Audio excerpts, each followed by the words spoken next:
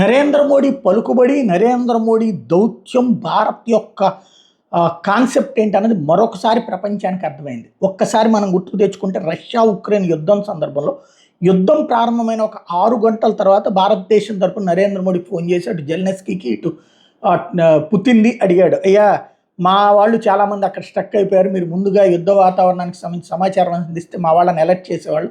మీరు అందించకుండా ఆకస్మికంగా చేయడం వల్ల మా వాళ్ళు స్ట్రక్ అయిపోతున్నారు. మా వాళ్ళని తెచ్చుకోవాలి అంటే యుద్ధాన్ని 24 గంటలు ఆపారు. రష్యా అయితే 48 గంటలు ఆపింది.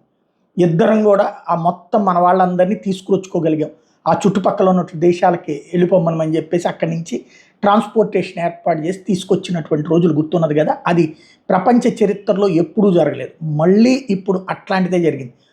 ఇరాన్ తాజాగా ఏదైతే సరిహద్దులు మూసేసింది, అలాంటి సందర్భంలో నరేంద్ర మోడీ వైపు నుంచి నిన్న రిక్వెస్ట్, ఇట్లా మా వాళ్ళు దాదాపు 1,00,000 మంది దాకా మీ దగ్గర స్ట్రక్ అయిపోయారు, వాళ్ళందరినీ మా దేశానికి తీసుకురావాలంటే బోర్డర్స్ తెరవమని చెప్పేసి, దాంతో ఇరాన్ భారతదేశానికి సంబంధించినటువంటి పబ్లిక్ వెళ్ళడానికి పాసేజ్ ఓపెన్ చేసింది. దాదాపుగా 10,000 మంది స్టూడెంట్స్ అక్కడ స్ట్రక్ అయిపోయారు.